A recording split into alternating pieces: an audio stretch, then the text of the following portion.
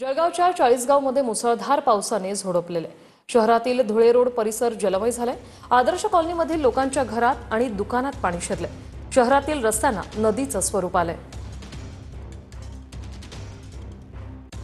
जळगावच्या चाळीसगाव तालुक्याला या ठिकाणी मुसळधार पावसाचा मोठा तडाखा बसलेला आहे।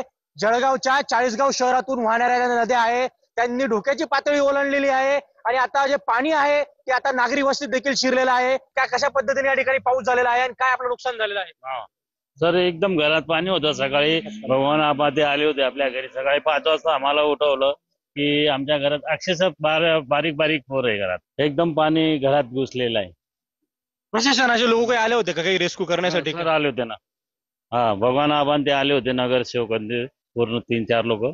खूप मोठं म्हणजे संकट आहे चाळीसगाव तालुक्यावर आणि खेमचंद कुमार जे TV 9 चे त्यांनी म्हणजे दखल घेत आहेत, सगळीकडे जात आहेत।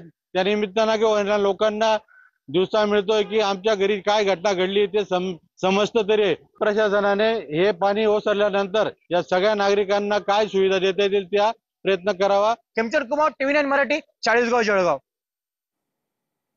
तर जळगावच्या चाळीसगाव तालुक्यात रात्रीपासून मुसळधार पाऊस सुरू आहे। डोंगरी आणि तितूर नदीला पूर आला आणि शहरातील अनेक सखल भागात पाणी साचलेलं आहे। तर दुसरीकडे जळगावच्या हजरत पीर मुसा कादरी बाबा दर्गाला पाण्याने वेढा घातलाय। गाड्या पाण्याखाली गेलेल्या आहेत। दर्गा परिसरातील अनेक स्टॉल पुराच्या पाण्यात वाहून गेलेले आहेत। अनेक दुकानांमध्येही पाणी शिरले।